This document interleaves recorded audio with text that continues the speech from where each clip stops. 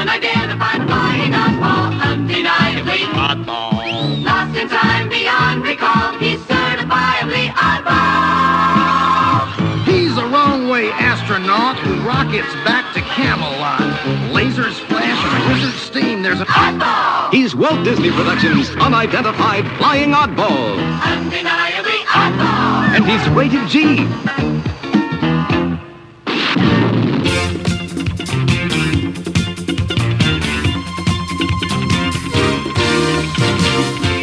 Welcome, one and all, to Patreon Request Month on Escape from Walt Disney, the podcast where we review movies, TV shows, and short films available on Disney Plus, chosen mostly completely at random. I am your host, Tony Goldmark. Joining us today via Zoom, all the way from Sacramento, California, QUINN. Don't make a sandwich! All the way from Cumberland, Rhode Island, RANDEE Martin. I'm the one who made the sandwich.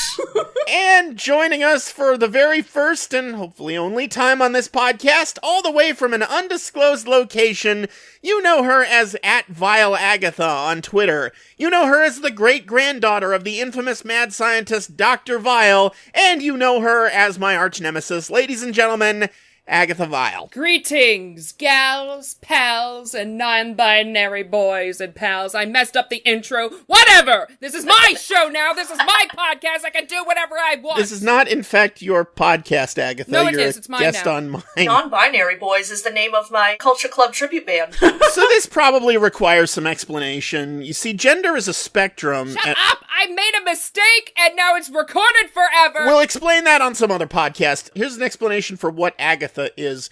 Like I said, this is the first week of this year's Patreon Request Month, and as longtime listeners may remember, exactly 1 year ago this week, on the first post-hiatus episode of last year's Patreon Request Month, we covered an episode of the Little Mermaid series, namely Season 3, Episode 3, Island of Fear, in which Sebastian is kidnapped by a mad scientist named Dr. Vile, notorious for his... crab experiments! What do you call them? Shellfish analyses? I hate you. Lobster procedures? I hate you. Crustacean examinations? This is why we are nemesis, It Tony! is really easy to be a nemesis with you, apparently. An anemone. An anemone-sis. I'm going after Kyle next. He's the one who gave it a Disney minus. What we didn't know at the time was that apparently that episode was a documentary. Dr. Vile was a real person. His great-granddaughter Agatha is still alive and still carrying on the Vile family name, and she has seen fit to make me her arch-nemesis for some You reason. made fun of his work. Therefore, you are my nemesis. And she kind of barged her way onto this podcast. Oh yeah, notorious podcast barger. She took over our podcast a couple of months back for an episode of a really terrible unreleased pilot called Little Mermaid's Island, which Jim Henson was notoriously very not proud of. I don't doubt it. So what's your advice for getting rid of her? What we do is we get an episode of Little Mermaid's Island, get that very creepy Sebastian puppet that constantly looks like it's in an orgasmic state, and then just toss it at her. Or you could just ask me politely. But that's not the fun way. Well, unfortunately, Little Mermaid's Island is not on Disney Plus for some inconceivable reason, so... Thank God. We'll have to settle for what we are covering on the podcast this week, and like I said, it is Patreon Request Month. Between August 1st and August 20th, all my Patreon patrons were eligible to submit a request for a movie, TV episode, TV special, or series of shorts that they wanted to hear me and my guests cover on this very podcast. We received a grand total of 151 requests, and to put that in perspective, last year we only received 105 requests. Holy shit. And due to the pandemic hiatus, my patrons had 5.5 months to submit requests last year. This year we got more than that in less than 3 weeks. So thank you all for sending them in. Obviously, we won't have time to cover all 151 of them this month, but we will be covering 5 lucky requests selected by the almighty randomizer from an increasingly less short shortlist. Starting this week with Unidentified Flying Oddball, requested by Nicholas M. Gentle. I like the last name. It's the opposite of me. Ha-ha! Has anyone in this call ever seen Unidentified Flying Oddball? No. No. Never seen it, heard of it, because I was familiar with its original source, which is actually a Connecticut Yankee in King Arthur's court. Oh, the Mark Twain book, which also was the inspiration for A Kid in King Arthur's Court. Yeah. Wow, someone goes back in time to medieval times. How original. I mean, Army of Darkness did it. I know! I would rather watch that than whatever's on the screen right now. Army of Darkness, Black Knight with Martin Lawrence. Everyone's been ripping off Mark Twain, What basically. I like about Loki is that instead of just traveling back to, like, medieval times like every other fucking thing, they travel back to the 80s to a medieval festival. To a Renaissance fair. That was brilliant, yes. That was I love amazing. Some of us need this, you know. I've never seen Unidentified Flying Oddball either, but I noticed that it was made in 1979, which of course... I was going to bring that up. Was this the experimentation period? Kinda, sorta. What Walt would have done, Yes, absolutely. thank you. It was very much the What Would Walt Have Done era, but this was at the very tail end before they really started experimenting. It was making movies like this, and The Cat from Outer Space, and The Apple Dumpling Gang Rides Again, and 6 Herbie sequels, or however many there were. But it made Ron Miller, the Disney executive who got the job by marrying Walt's daughter, nepotism was alive and well in the 70s, it made him realize this just isn't working for us anymore. We need to actually start experimenting. Star Wars came out a couple years ago, and that made a shitload of money, and that's a movie we should have made in a lot of ways, so we gotta make our own Star Wars now, and that turned into The Black Hole. I think this might have been the last film Disney released before The Black Hole. He was a fan of Mark Twain's work, wasn't he, Walt Disney? Oh, definitely. He was, So I guess this is something Walt would have done. Ah. Okay, yes. They released it right after The Apple Dumpling Gang Rides Again and before The Black Hole, so it's right on that crest. It's the space between spaces. They were this close to having their own E.T. because Spielberg actually approached them with E.T. and wanted to make it under them, and Disney was like, no, we're too busy with Flight of the Navigator. That's gonna be our success. Well, Flight of the Navigator was a few years later. The reason they turned down E.T. is because they didn't want to pay Spielberg's salary. Oh, man. Ron Miller loved the script. He's like, this is brilliant. This is our new big hit that's going to save the studio. And he could not convince the board of directors to pay Spielberg's directing salary. Oh, my God. The board of directors were just these old conservative men who were just like, nah, directors are hired hands. We don't want to pay for that guy. So they let E.T. slip through their fingers in favor of cinematic masterpieces like Unidentified Flying Oddball. And I just want to point out, Disney could have just released this to theaters as an adaptation of A Connecticut Yankee in King Arthur's Court. Because that does seem to be just what they're straight up adapting here. And instead, for some reason, they saw fit to title it Unidentified Flying Oddball. I was hoping for aliens. This was a subgenre of Disney movie that I like to call Troy McClure movies. They really are. Hi, I'm Troy McClure. You might remember me from such films as Unidentified Flying Oddball and P is for Psycho. Actually, when you mentioned that, the title of this movie for some reason reminded me of the Muppets Go Medieval scene. Wilt thou grant me thine dainty hoof in marriage? Oh, Sir Lancelot, I will. Unhandy swine, you swain. Come, piggy. Back to Hemelot. Well, when I heard of this title, I thought it was something along the lines of My Favorite Martian. It sounds like that, doesn't it? It's like Sid Sheinberg wanting to name Back to the Future Spaceman from Pluto. Because it's a time travel movie with a title that sounds like it should be a space travel movie. I was really, really, really hoping this had to do with space. Because I do have connections with a NASA engineer, and I could have asked him questions, and now... Well, I threw my phone across the room, so now that's worthless. I noticed the lead actor in this is Dennis Dugan, who went on to direct a bunch of Adam Sandler movies. I noticed that. Yeah, he went on and directed Happy Gilmore. Happy Gilmore, Big Daddy, I Now Pronounce You Chuck and Larry. He directed Grown Ups 1 and 2 and Jack and Jill. He's responsible for Dunkachino. I guess he saw how successful Al Pacino was in the 70s and was like, someday. What's my name? Dunkachino. Dunkachino. This was only Dennis Dugan's second movie role. His first movie role was 3 years earlier in a Red Fox movie called Norman, Is That You? Really? He went on to have supporting parts in The Howling and Can't Buy Me Love and She's Having a Baby and Parenthood. He's in Parenthood, and then he got into directing. His first film was actually the first Problem Child. And he directed Brain Donors, which I think is an underrated classic. It was kind of a 90s attempt to bring back Marx Brothers movies. Why don't we step outside and settle this like men? We are outside. Now why don't we step inside and settle this like women? I noticed that Jim Dale's in this movie. Yeah, Jim Dale was in a lot of Disney movies around this time. This was just a year and a half or so after he played the villain in Pete's Dragon. I primarily know him as the narrator of Pushing Daisies and the Harry Potter audiobooks, too. Right. There's audiobooks? There are. Oh, yeah, of course there are. Why am I surprised? I recently found out the first audiobooks of the Star Wars novelizations was read by a serial killer. What? I'm not joking. Ed Kemper. Oh, dear. I don't know if they're available. I doubt they are, but yes. He killed 10 people, by the way. Holy shit. Including his mother, and he did terrible things. No wonder Star Wars fans are so toxic. So let's read the description on Disney Plus.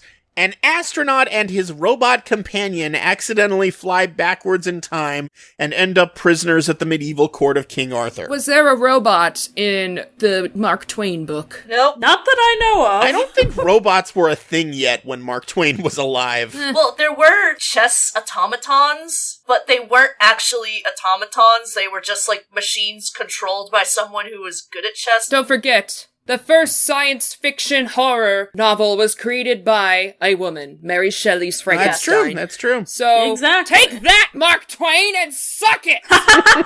And on that note, please enjoy this beautiful music, folks, and we will be right back with our thoughts on Unidentified Flying Oddball, right here on Escape from Walt Disney. Come on home. See what's waiting for you. Waiting for you. Okay, we just watched Unidentified Flying Oddball. That was dumber than dog shit that was eaten by another dog and then shat out by that dog a second time. That is one of the dumbest things I've ever seen. A couple times I forgot I was watching a Disney film. I thought I was watching some PBS TV movie from the 60s. The character Sandy. Can we agree, please, that she was the best part of the movie? Absolutely. Her yes. actor was perfect. She was so great. She played the role with the perfect combination of ditziness and deadpan. Yeah. The actress was Sheila White, who surprisingly wasn't in all that much. She mostly did theater and British movies. Her biggest claim to fame was that she had a small part in Oliver, alongside Ron Moody, who played Merlin in this movie. She was good, but I felt like the movie was just so written against her at points. Could she just get a better movie, please? Why does a medieval peasant girl have a full face of makeup? Like eyeshadow, blush, lipstick, and Well, it's a everything? movie. Come on. Male director, that's why. Yeah, I guess so. She also knows how to read and write, so... I feel like Sandy might have been written for Sandy Duncan, or at least named after her. Yeah. Because Sandy Duncan was doing a lot of Disney movies at the time, playing characters like this. But honestly, much as I love Sandy Duncan, I think Sheila White did an even better job at hitting this particular note than Duncan would have. You should be set free to return to your natural habitat. Oh, you mean the USA? Or the sky. Wherever you like it best. Another 70s movie with a character named Sandy. Wonder where they came up with that. Even the goose loved her. At the beginning, when the rocket crashed down in a very not rocket-like way, it snuggled to her in fear, and she held it close to her. Yeah. My heart melted. She keeps saying, "Oh, he's my dad who was turned into a goose." I kinda love that, especially the chemistry with the goose. Here's what made the Goose is My Dad subplot work for me. by the end of the movie, when her actual dad has shown up again, she's still saying, "Thank you for getting Merlin to change my dad back." Like, she still hasn't figured out that the goose was never her dad. That was funny. That I liked. Multiple people told her, no, your dad's just in jail, and she just still chooses. She was probably trolling them. I understand it's ridiculous, and you can use the excuse that it's a Disney movie. It was a better storyline than stupid. Here's how irrelevant Tom was. I wrote down his name as Tim. I forgot his name after I watched it. How is a woman from medieval times smarter than, let's call him a NASA engineer? Sure. How? Why not? How? We'll be generous and call him that. How? I don't understand. Well, how do you think we got Ben Carson, for instance? Oh, true. That is fair. In stark contrast to Sheila White, I don't think Dennis Dugan pulls off his role at all. I think he's doesn't. Easily the weakest main actor in the whole movie. You can tell he doesn't have much experience. You can tell Disney really wanted someone like an in his prime 20 years earlier Jerry Lewis to play the Dennis Dugan part. You know who would have nailed this role at the time? Dan Aykroyd. Yes! But of course this role would have been beneath him. He also made Nothing But Trouble, and I'm thinking, is that really beneath him?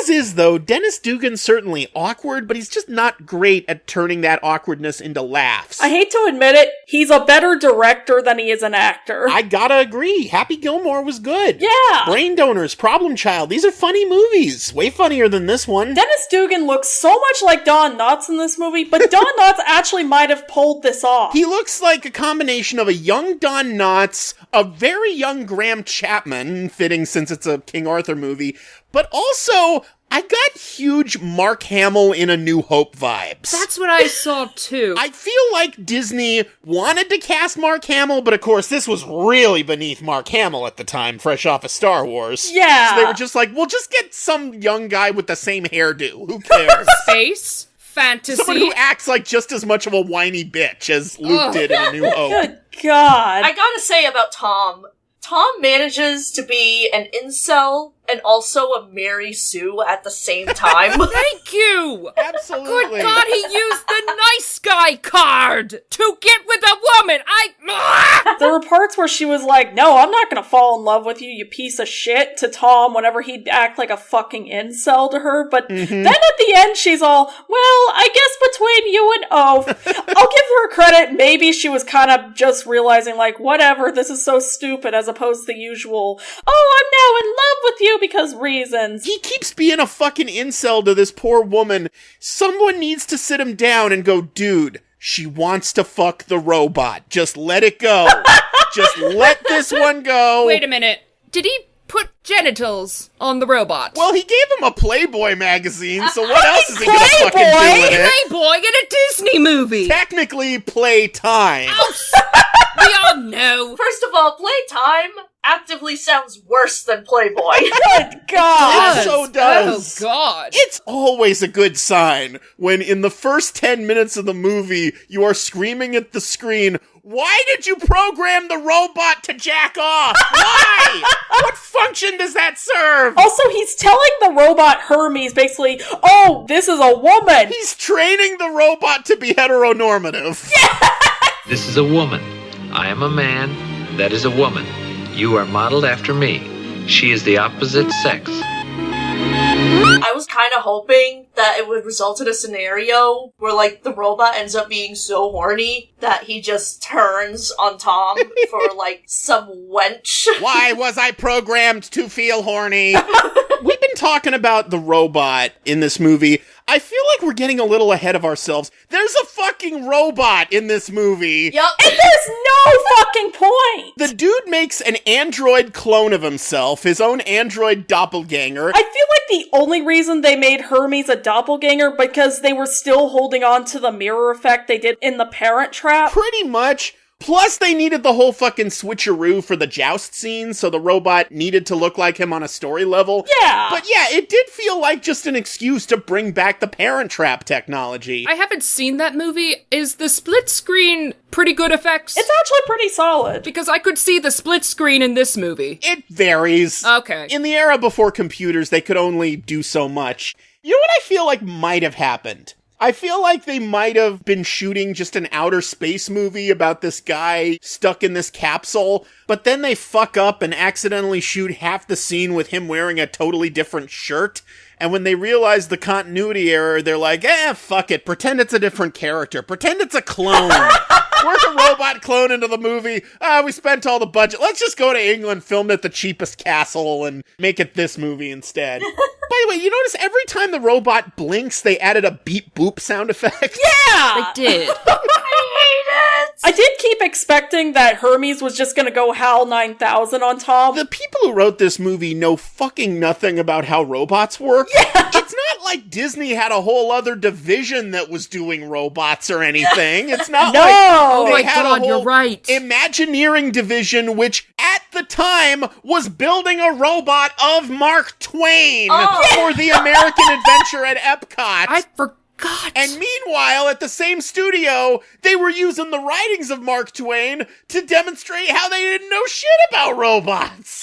And it's not like that technology has not been used in a live-action Disney movie before. True, that's right. The Robins and Mary The Poppins. Robins and Mary Poppins, those were tiki birds, basically. Same exact technology as the Enchanted Tiki Room. They could have just gone to the Imagineering division, just said, hey, is this accurate? They could have told you no, and you could have fixed so much shit. Yeah, but then you'd have no movie, because then all the robot would be able to do is just move slightly and recite pre-recorded dialogue. Can I tell you how many times I've written, that's not how that works, in my notes over and over and over again? A lot, I'm guessing. During this movie, I got in contact with an actual NASA engineer. Oh, nice. He actually has worked on projects like the 1997 Mars rover, the Soldier rover. Wow. So he knows what he's talking about. Friend of yours? Yes, he is, actually. Friend of the family? Did he know Dr. Vile back in the day?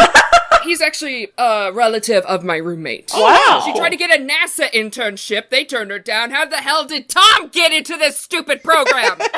Patriarchy. These rovers can take up to a decade to create, with more than a dozen people working on it. Mm-hmm. A decade is considered a quick and cheap job, and this job cost $250 million in 1990s money.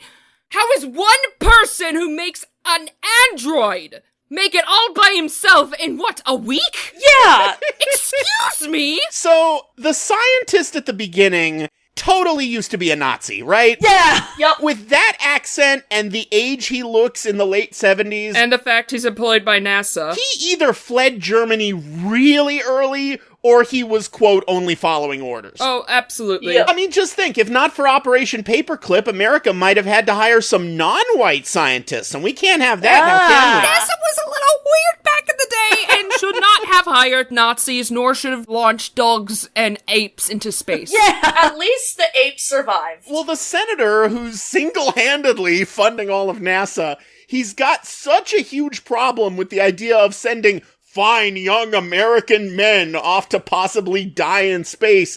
Dude, what have you been funding the military for this whole time? What did you think was happening in Vietnam? At least Zimmerman offered women. NASA, our crew is replaceable, your package isn't. The senator has no fucking idea. I don't think he even knows what rocket ships are, because he keeps calling them like Rube Goldberg contraptions. Are we really gonna send some able-bodied Americans off to Never Never Land? Take a shot. That's not how that works. You're in the wrong Disney movie. What the fuck do you think this is? Can't you see they're spending billions and billions of dollars to go to Michael Jackson's house? They should have been in Captain EO. The opening credits of this movie, first of all, I do appreciate that they actually had an opening credits sequence, unlike The Cat from Outer Space, where they just haphazardly slapped credits over actual action unfolding. But here, the opening credits and heroic music are over exciting drafting footage. Yeah.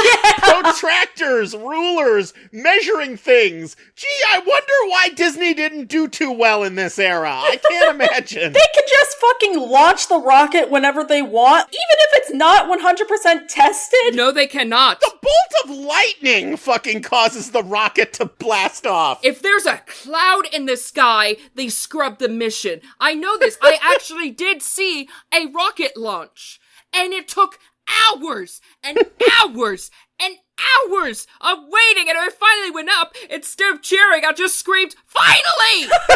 It takes so much manpower, so much time. Because of Apollo 1 and all these other disasters, they have to make sure everything is perfect. Didn't they, try to launch a rocket when the weather was just ever so slightly off? And that resulted in the Challenger? Oh! Well, there was more to it than that. We won't go into details because this is a fun little Disney podcast. Right. I gotta fucking love how Dr. Zimmerman's basically like the Elon Musk of the NASA program here.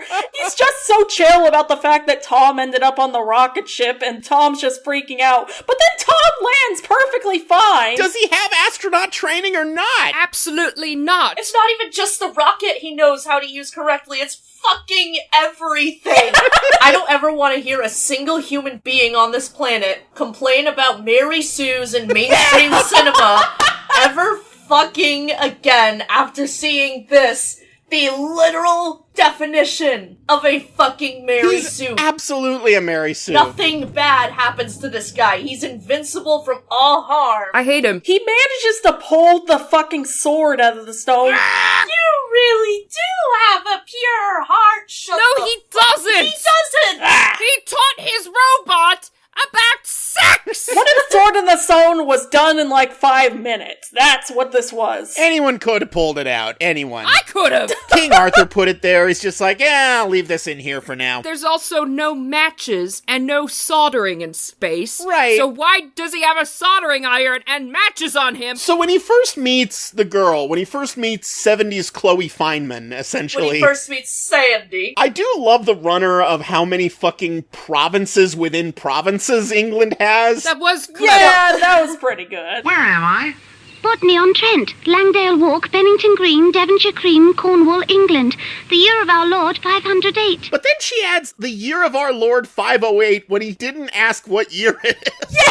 They even mentioned, it's 9 o'clock. Yeah. They didn't have clocks back then. I know they had sundials or something like that in Greece. Look, I only looked up the NASA stuff. I didn't look up the clock stuff. Yeah. I know just a teeny tiny bit about real medieval history, but I do know that this is probably the least accurate thing I've ever seen in my life. No. This movie inaccurate? Go back to Russia. Why do they call him a monster? Everybody has seen medieval armor. Mm-hmm. This isn't spacesuit armor. He's not tumbling around in a heavy suit. It looks like just a different kind of knight. Yes, thank you. Wouldn't that have been a better story? He's a knight from the land called America. They keep referring to him as the American when America doesn't fucking exist yet. I mean, I know he describes himself as American, but why the fuck would they respect what he wants to be called? He's just this idiot who fell out of the sky. While he's trying to tell this entire fucking history, they're all just looking so bored. He got so much wrong. He goes on this long ramble about how, no, it was clearly Christopher Columbus who discovered America, despite what all those Erickson truthers say. Oh, God. Because we have a day off for Columbus, not Erickson. Shut the fuck up. SpongeBob would like a word. Columbus Day was not made because of Columbus.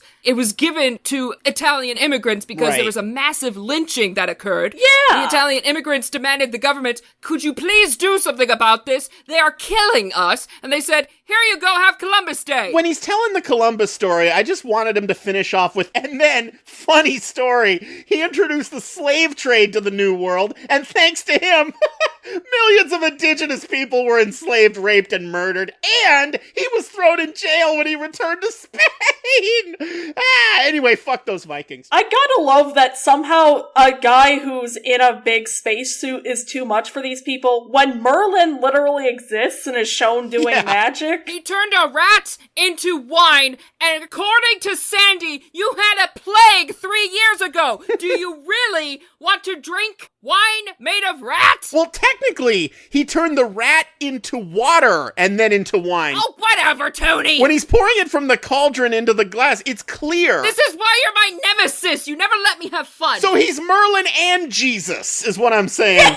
By the way, Merlin's incantations are just pig Latin. Did you notice that shit? Yeah, I noticed. I didn't. What? Watch it again. Merlin's incantations are just pig Latin. Were you able to translate some of them? I don't remember. You failed me again, Tony. I know. I always do. And also, fun fact, Ron Moody later also went on to play Merlin in A Kid in King Arthur's Court. Yes! I'm not kidding.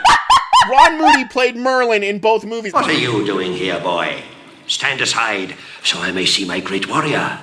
I hate to tell you this, but I'm the only one here. So one of two things happened. Either the producers of A Kid in King Arthur's Court actually remembered this piece of shit and saw fit to reference it on that level, or it was a complete coincidence and Ron Moody just informed them on set, you know, I played Merlin in another movie for you fucking people. You know what? Good for him. Good for him. And by the way, Merlin in A Kid in King Arthur's Court, from what I remember, not secretly evil, like he is in this movie. He looks like a fucking Pee-wee's Playhouse character. He does. Why is Merlin dressed as Ming the Merciless? Yeah! He's Ming the Merlin-cilous. He's got this robe on with, like, all the zodiac symbols. Was Merlin just like, oh my god, sorry I sided with the bad guy, I betrayed you, I'm just such a Gemini. Why does Merlin want to dethrone Arthur? Is he unhappy with Arthur's rule? King Arthur is admittedly kind of a dick in this. He seems tired of being king. He seems weary. He does seem tired. He just gets so apathetic about his kingdom possibly being in danger. And Merlin's all, I turned that little shit into a fish, a squirrel, and a bird for this shit? Along with Sheila White, I actually did kind of enjoy Jim Dale in this movie. Jim Dale is always good. He's one of those reliable actors who's always way better than his material. Like Pete's Dragon, he was the best fucking part of that movie. Oh, that was him. Yeah, he was the flim-flam medicine man in the original Pete's Dragon. Okay, now I see it. I've been bringing cures from Pilgrim Heights to Provincetown, treated rabbit fever down on Queen Anne Road. Gout or gastritis, mumps or bronchitis, bites and burns and blue abrasions, got a pill for all occasions. I just love how he's continually showing that he's this creepy asshole, and yet King Arthur never gets even remotely suspicious. King Arthur is the police officers in every horror movie. Yep. The danger's right in front of you, you moron. So real cops. Oh, zinger. Gee, a little suspicious that you're arresting a whole lot of landowning peasants lately. King Arthur would be the good fascist. I don't trust this system. Another really great British character actor in this is Kenneth More, who played King Arthur. Yeah. Another guy way better than the material here. He seemed like he was having fun. His voice actually sounded remarkably like Maurice LaMarche impersonating James Mason. Yeah, oh my god. There's several wenches about the castle, but we don't usually make them available to captive things. When they find Tom, they're initially like, oh, we're gonna burn him at the stake. Even before he figures out his suit can make him survive that, he reacts to the idea of being burned at the fucking stake to me finding out a concert got rescheduled. Aw, man. Refresh my memory, how does his suit help him survive getting burnt at the stake? Fucking Mary Sue. He can just survive everything. They brought up asbestos in the suits. Right, the asbestos. And that was made because of the Apollo 1 mission to make them fireproof. However, the person inside is not protected from the heat. Right. Yeah! I'm not making a joke. That is the literal definition of a Dutch oven. Not the farting one, how dare you! Wouldn't that fucking cook him? Yes, it actually would. But no, his suit is air conditioned. No, that is a thing. Oh, okay. But there's 14 layers to these astronaut suits. Yeah. He does not look like there's 14 layers. If he were to get off that ship in an actual suit, he would just tumble down the ramp and not be able to get up, and he would lay there for the rest of the movie, and it would be a better movie. Speaking of asbestos. It was a thing. They don't use it anymore for suits, but it was a thing. Right, because it causes cancer, doesn't it? Yes. Is he entitled to financial compensation after contracting mesothelioma? Sure, why not? I'd be willing to forgive all of this and say, well, it's a Disney movie, so it doesn't have to be 100% scientifically accurate. Oh no, I give it no mercy. But they're insisting that they're 100% scientifically accurate within the movie. And they're not! And then after he survives the stake burning, there's that weird moment where he tries to bend over and suddenly starts screaming? I didn't get that. What happened? I didn't get that either. What the fuck? So Dennis Dugan has to sword fight Sir Jim Dale, and due to plot shenanigans, he finds himself in possession of Sir Jim Dale's sword before he has to sword fight him, and in order to protect himself, he hits Sir Jim Dale's sword with a hammer to magnetize it. Is that a thing that can happen, but it doesn't turn into a super magnet. Right. I will say, though, that was the best scene in the movie. Oh, yes! I love that slapstick. The sword is magnetized, and just more and more shit keeps getting piled onto it, and he can't deal with it, and ultimately he falls over. Like, that was some good slapstick. I did laugh at that. It's kind of outdated nowadays with Marvel movies and such, but for years there was this screenwriting rule, you can only have one kind of magic per movie. This movie has like 5. Yeah! There's the guy building the perfect doppelganger robotic clone of himself.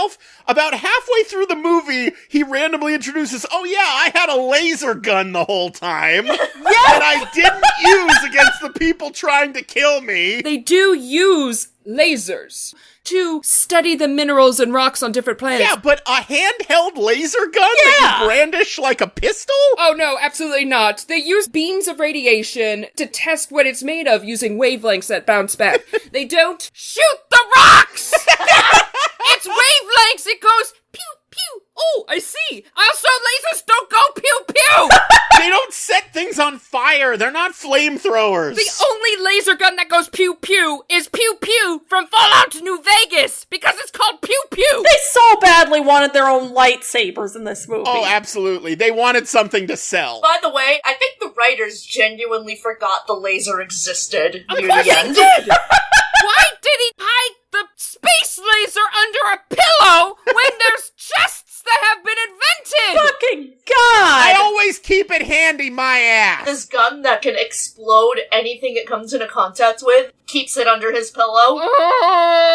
It's okay, they forgot about it anyway. Also, I do love how it says property of NASA on the gun, just in case it gets lost. They continually go back to the fucking Playtime magazine, like Clarence ends up getting a hold of it, and fucking Tom bargains with it. He keeps looking at it like he's gonna read through it, but then he like hides it away somewhere. But then when they're showing off the death laser, it sets the hay cart he hid it in on fire, so no more Playtime. Playtime's over. I've seen the most insane pictures from medieval times. That Playtime Playboy magazine would be tame compared to what I've seen. Yeah. The trumpets up the butt from Monty Python was real. You could tell this so badly wanted to be Python, but the only thing from Holy Grail I could say this equated to is the scene, get on with it! Yes, get on with it!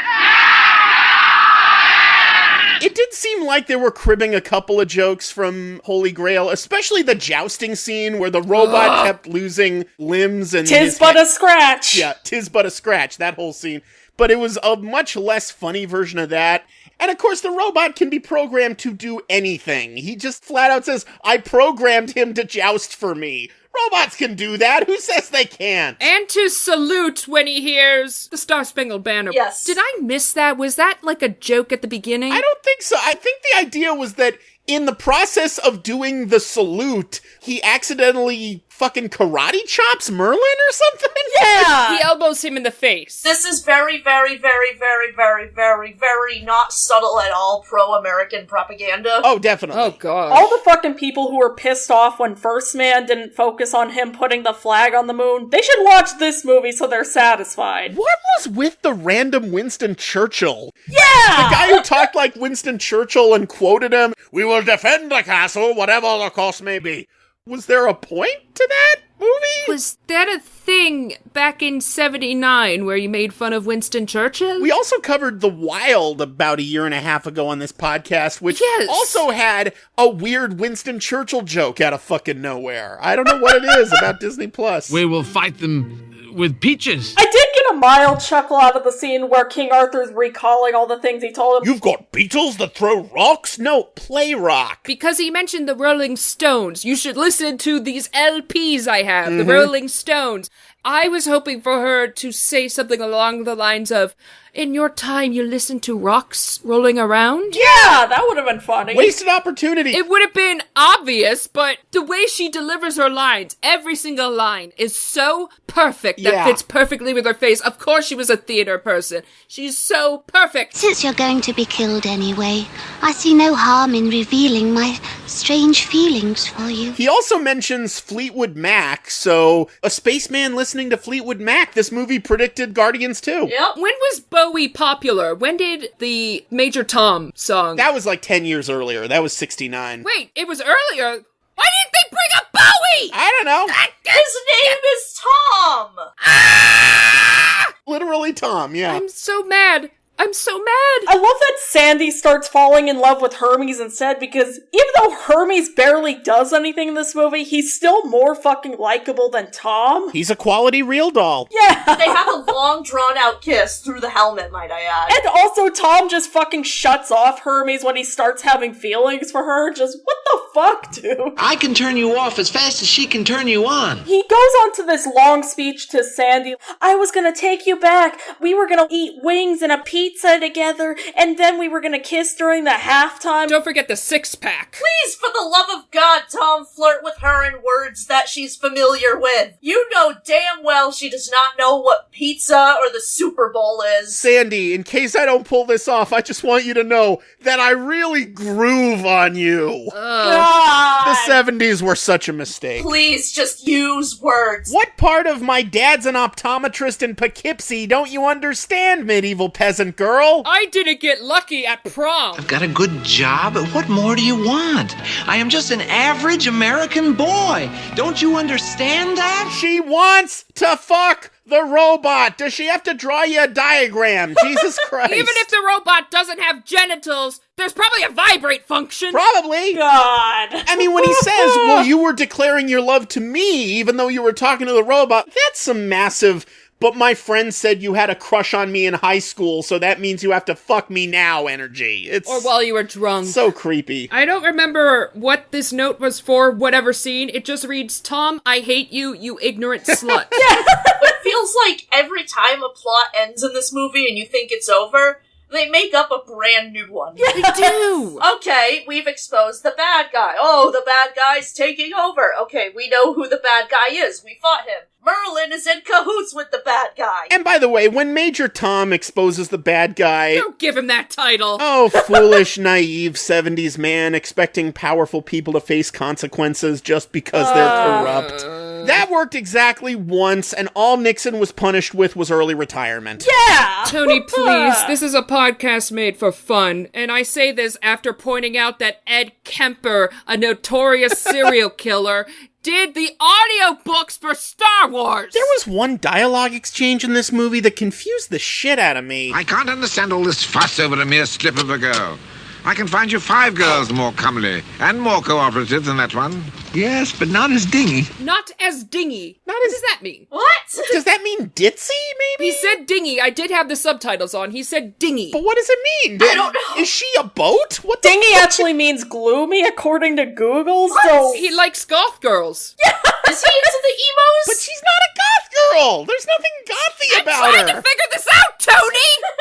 Early on, they introduced the robot doppelganger, then they introduced the fucking laser gun, and then... when the guy brings out the fucking lunar rover... Oh, do I have a note for that? But here's the thing. Lunar rovers are actually a thing. So I was like, oh my god, a piece of NASA technology that actually exists? Yeah! In this movie? But then... the fucking lunar rover has a fucking rocket chair! Yeah! A rocket chair that goes up in the sky! And he can control it! It's like a Rocketeer, suddenly! It's a sitting jetpack! That's all it is! It's a jetpack where you get to sit down while you're flying around! That's not how ejector seats work! They just go up! Not only does the Land Rover have a fucking rocket chair, it has a robot arm that chokes people! I guess that's what you're doing with the Playboy. Someone out there just jerks off to this movie at 3 a.m. This movie is very horny. It is! Oh yeah, it's horny on Maine, or rather horny in Fantasyland, I guess. This really makes me feel like this movie was some weirdo's power fantasy. Oh, the writer was getting all of his fetishes out. And I'm an astronaut, and I'm really, really wicked smart, and nothing can ever hurt me. And I get this super hot girl, and the people at Disney are like, we have no other ideas, just let him do it. So, the moon buggy thing. I understand that they had to make it smaller for the castle entrances, because, of course, people were smaller back in the day. Mm-hmm. However, The tires were kind of a metal spongy mesh. Because moon dust is so sharp, it destroys astronaut suits. Right. Which makes me wonder how the people who had sex on those rocks back in the day, how their butts weren't torn to shreds. So if a spear or arrow is thrown at the wheel precisely, it would just get stuck in it because it's full of holes. This was a year after Superman the movie, and there are so many scenes where a character's supposed to be flying or in midair or on a fucking rocket chair, and you can see the strings clear as day. Good God! They don't even try! I can forgive the effects kind of looking like the MST3K intro if it was supposed to be funny that way, but that's supposed to be seriously a space travel scene. There's a moment in the climactic battle where Merlin says, "The American's wings must be clipped." Just cut the strings holding his rocket chair. Yeah! Problem solved. Maybe it's the HD transfer or our Wasn't that good a transfer? You can see tons of little schmutz and things. Something a lot of people forget about nitrate film is that technically it's already HD. If you have a clean enough nitrate film... Fair enough. They put on YouTube a restored version of the music video for Last Christmas, which was filmed on nitrate. And people were saying, like, this shit looks straight out of 2019. Yeah, the Sledgehammer Peter Gabriel video on YouTube is also in pristine HD quality. So if you have clean enough nitrate, you basically have 4K already prepackaged. You don't have to do anything to it but clean out a few specs. So they weren't even trying to hide the strings when this came out. They just did not care, did they? I do notice every time they had both Dennis Dugans on screen at the same time, the film print was noticeably grainier. Yes. In fact, anytime there was any special effect on screen, like a spaceship flying through the air or something, film would degrade as you processed it more back in the day, and they never bothered to bring that shit back up to HD level. I could not tell the difference between the knights that were teaming up with Jim Dale and the ones that were on King Arthur's side. Nope, me neither. Oh, I got lost too. Didn't matter. Didn't matter at the end. Army of Darkness did it better. At least you could tell, humans versus skeletons. And then the ship does a thing where it's super magnetized, but it sucks up all the enemy soldiers. Why are none of the King Arthur soldiers getting sucked up? It sucks up a soldier, and then the soldier just hits the ship and falls down and stays down. Yeah! For some reason. He literally defeated an entire army via fall down, go boom. Isn't the whole point of their armor that they don't get hurt when they get struck? Yeah! Well, it would dent and probably, with that sort of force, knock the wind out of you. Fall down, go boom. They make a very good point. Tom somehow doesn't fucking get sucked over. His armor does, but somehow it's like, nope, we gotta keep sparing him for some fucking reason. How is he not dead? None of King Arthur's soldiers who are wearing the exact same armor get sucked up either. Nope. It's explained just as much as the laser gun. They totally killed Oaf in that scene because they fucking bashed him against a rock. Oh, he's dead. The rocket's supposed to be blowing them all back at one point. They're dead. But they're all clearly just doing somersaults voluntarily. They're absolutely dead. The magnet's literally just them walking backwards a little Yes, fast. exactly. They spin it off. They had to add in some terrible fast motion just so they could make it look somewhat convincing. They failed. I think I missed that. I was holding my face in my hands. The joke where they use the guards as dominoes, because none of them think to step out of the way, I guess. Mel Brooks ripped off that joke for Robin Hood Men in Tights. Yeah! Perhaps. So a few little bits of trivia I learned about this movie. Yes. The castle that they filmed at is Alnwick Castle in Northumberland in England. Bless you. Other movies filmed at Alnwick include Robin Hood, Prince of Thieves. The first two Harry Potter movies shot some stuff there. Oh. Your Highness with Danny McBride and James Franco. What? Oh god, I remember that. And, of course, that cinematic classic, Transformers The Last Knight. Oh! See, this movie needed way more fucking robot dinosaurs. Absolutely. Every movie is improved with robot dinosaurs. Titanic, Casablanca, Gone with the Wind, absolutely. The director, by the way, is Russ Mayberry, who, fitting for his name, Mayberry was a TV director. This was one of only 2 theatrical movies he ever directed. The other being a very little seen 1971 motorcycle gang movie called The Jesus Trip. Oh, God. No. Which I'd never heard of. No. So the only two movies this guy ever made were a really gritty grindhouse biker flick and a silly Disney time travel movie. No. Why do they call it the Jesus Trip? Because the high is heaven and the low is hell. The Jesus Trip. So far out, it's really something else. And the writer also wrote pretty much everything else in the What Would Walt Have Done era, including the Shaggy DA, Herbie Goes Bananas, and both Apple Dumpling Gang movies. That makes sense. And another fun fact, according to Wikipedia, the spacecraft featured in this movie was for a while on display at the Black Gang Chine theme park in the Isle of Wight in England, because it's not like Disney had any of its own theme parks to display movie props in at all. Nope, none at all. This wasn't even good enough for the actual Disney parks. They're like, just send this to England, whatever. This is the same park that put the Hannah Montana movie Chicken Coop in the queue for the Backlot tour. They did not. They did, and I have picture proof. I saw it in person. Speaking of the parks, at the end of the movie when Tom's saying goodbye to Sandy, he throws in a shameless plug for Space Mountain. So many things I'd like to show you. My old MG and my 10-speed.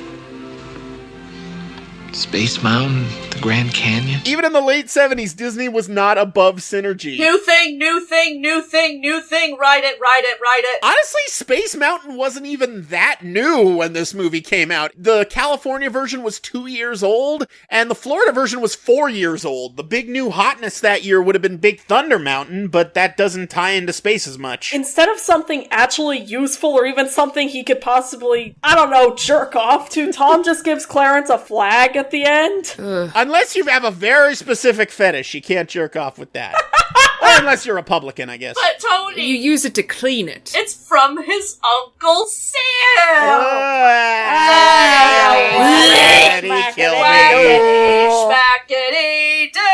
To get back into space, doesn't he need rocket fuel? Nope. Just fire and magic. The cotton thing, it's called gun cotton. It is medieval a thing. Magic. Medieval magic. That's not how that works! It's not how that works! Take a shot! That's not how that works! That's not how that works! Get drunk watching the movie! I think Agatha's lost her mind. So, Kit, you said you read A Connecticut Yankee in King Arthur's Court, right? I remember I read it when I was really, really young. I don't really remember that much about it. I remember it was really satirical. It shows how modern Americas of the late 1800s are dealing with all this new technology and such, and how would they deal if they went back even further? Let me ask you this, Kit. Did the original book have any laser guns or robot clones in it? Nope. Then this wins. Let's all be clear here. It's not even a space travel in the original book. He just smacks his head and suddenly he's back in time. Oh my god, so it was just the SpongeBob episode. It was a dream. It was all a dream. Let's take the idea that this man actually went back in time. Does he realize how much he's ruined the future by telling all these events? Well, no one believes him, so... Also, does this mean Arthur's real? I guess so. Here's the thing about him affecting the timeline. Yes. If in the timeline where he never showed up, King Arthur won against the bad guys, then his presence was useless, and he could have easily just sat back and watched the whole thing and nothing would have been changed for better or worse. But if this went in the bad guy's favor in time initially, he probably changed English history, a ton. The TVA should have shown up in 5 seconds flat. There should have been a scene where King Arthur wins, he comes back to America, there is no USA. I mean, that's why he goes back in time again at the end of the movie. He decides he'd rather be with that girl, and also he probably realizes, oh shit, the future's doomed now. Oh, I thought he was gonna pick her up and bring her back on the ship. I thought that was the idea. Oh, is it? Which doesn't make sense, because it's a two-person ship, so one of them has to go, goodbye, Hermes! Yeah, how's she gonna get her three-way that way? That's clearly what she was angling for, with that note at the end. Oh. That's kinky. I'd watch that movie. Do you even really want a three-way with a medieval peasant? You don't know where any of their bits have been. For a peasant that hot, I'd risk it. From someone who did a little research on the Black Plague, no you do not. The word bubonic comes from the Latin word that means Boob? Groin. Ah. Oh, Guess God. where all the pustule boils started No, from. no.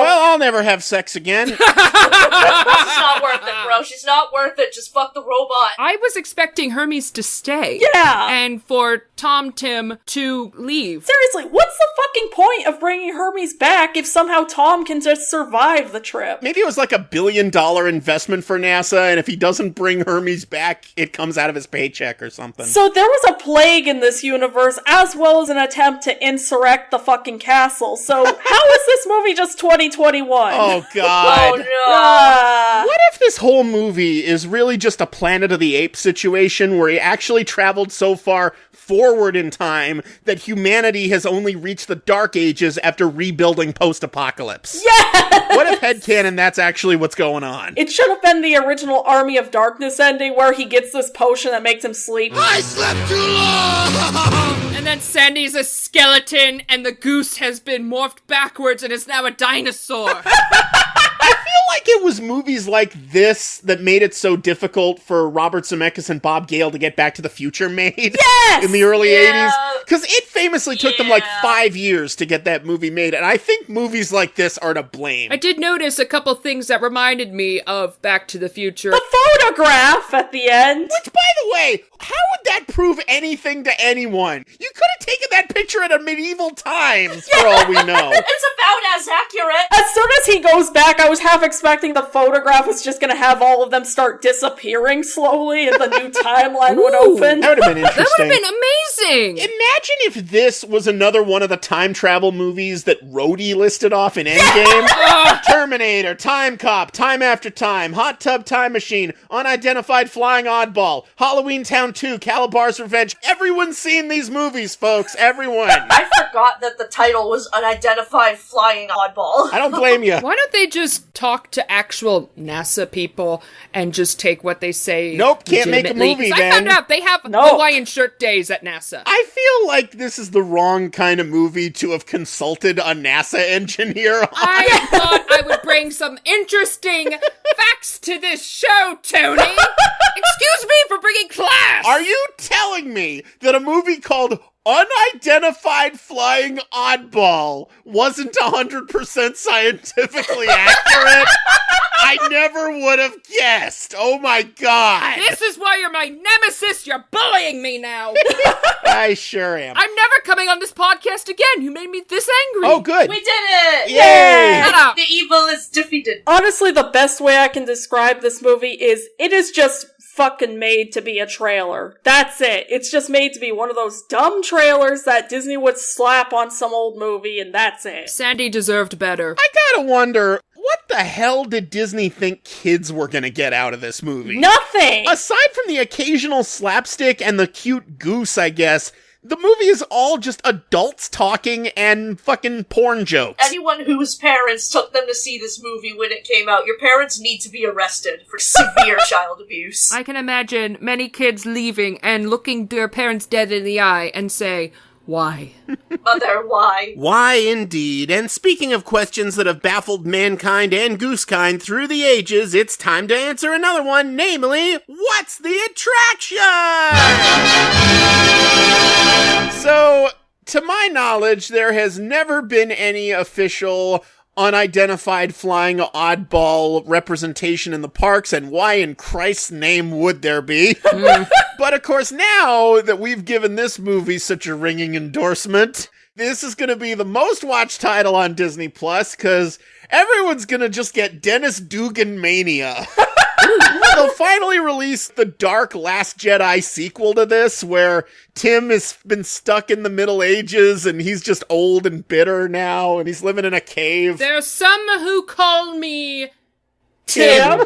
So Disney's going to be like, we got to put this in the parks. How are they going to work Unidentified Flying Oddball into the Disney parks? RANDEE. So they're gonna take the actual real-life Flight of the Navigator ship that is now Thirst Rangers at Tomorrowland. Mm-hmm. Thirst Rangers. But they're not gonna replace it with a spaceship prop. They're gonna actually get the guy who played Hermes and Hermes is just gonna stand there completely painted red, head from toe, with thirst rangers on him. He's the thirst ranger because he's always thirsty.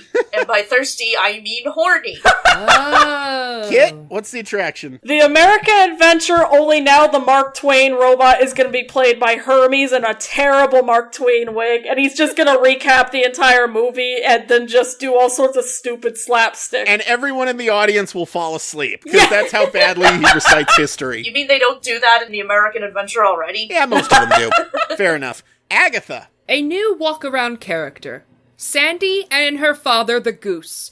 The goose is going to work like a puppet, like Figment. She'll dress and respond to everyone's clothes, cell phones, phrases. Best part, when someone flirts with her, like they always do with the princesses, she'll give a perfect, deadpan, polite response and walk off, and she will be allowed to do that. Yes! That actually sounds good. I would be into that. Well, unfortunately, you're all wrong. Oh, man. How dare you! What they are going to do is re-theme Space Mountain, and the idea is that you are riding with Tom and Sandy, of course, because he wants to ride Space Mountain. They're going to be like animatronics in the back, but then, something goes wrong, and Space Mountain's going to careen out of the building, and your vehicle's going to go up into orbit, and then you return on July 17th, 1955, and you get to watch the park open. In fact, in the opening telecast, there's a moment where the parade's going by and it's just this cacophony of random figures, and there's a lone astronaut, like amidst the racist Adventureland caricatures and the Autopia cars. We made fun of it in the riff. My escape pod crash landed in the parking lot. What year is this? Is this what humanity is now? Yeah, pretty much. Tony, you predicted this! Yes! Oh my That's God. what's gonna happen. That's the attraction, is you become that astronaut, motherfucker. We're expanding the cinematic universe. The gun dancing scene is now going to be with a laser gun. Yes! Bang, Wendell, Sandy, my one and only Sandy. So, final verdict, folks. I probably don't even need to ask, but is Unidentified Flying Oddball a Disney Plus or a Disney Minus? Agatha. I will give Sandy and her goose a Disney Plus. Everything else can burn. Burn like the spacesuit doesn't. It could burn in Disney Minus hell where it belongs. So it all averages out to a Disney Minus for you. Save Sandy and the goose. You gotta give the whole movie the same grade, sorry. Fine! I will use my experiments to remove her from the movie, and then it could be a pure Disney Minus. Kit? I'm gonna give this a Disney Minus. I just found this so fucking boring, and honestly, even though I riffed the living hell out of it, I just really did not have a good time actually watching the thing. Like, talking it with you guys, great. Actually watching the fucking movie, don't recommend even a little. RANDEE? Hard minus. Hard minus. I have no idea how this movie managed to be so insanely wacky and stupid, but also so boring and slow at the same time. Such is the eternal mystery of the What Would Walt Have Done era. Like I said, I kept forgetting this was a Disney movie. This was like some weirdo funding his male power fantasy. It's like a Neil Breen film. Oh, God! This is like the unholy, trying to be family-friendly child of Tommy Wiseau and Neil Breen with Disney funding. Well, not much Disney funding, though. 70s Disney funding. They were clearly pouring all their real resources into the black hole. Exactly. Yeah, it's unanimous. I gotta rate this a Disney Minus, though I gotta say, for part of the movie's running time, the film had enough to recommend to it that I was considering a Disney Plus. What? Hear me out. Sandy was great. Some of the jokes actually are making me laugh. The British actors are great and way better than the material. I love the scene with the magnetized sword. I thought that was funny. I was almost considering it, but then the last half of the movie squandered all the goodwill it had built up, and it just didn't really go anywhere with it. Rocket chair! It almost crosses the line into fun stupid, but ultimately it just crashes down to earth into bad stupid. So, Disney Minus for me. Unidentified Flying Minus. I was absolutely flattered to be invited onto this podcast that I am a huge fan of. We didn't invite you. You barged in, remember? Shut up! Don't interrupt me!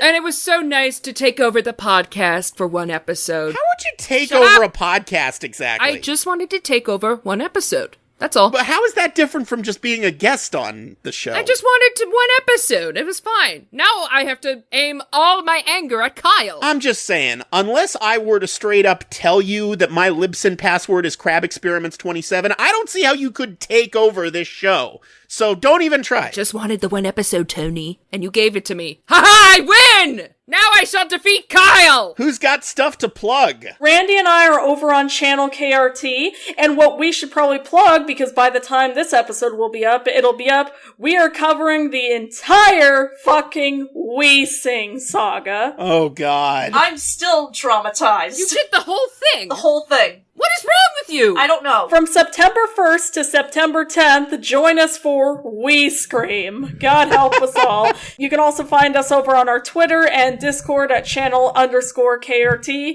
You can find our Facebook group, the Channel KRT fan group. You can find us over on our Instagram, Channel KRT Podcast. As for me, you can find me over on Mission Breakout with a 0 on Twitter and Discord.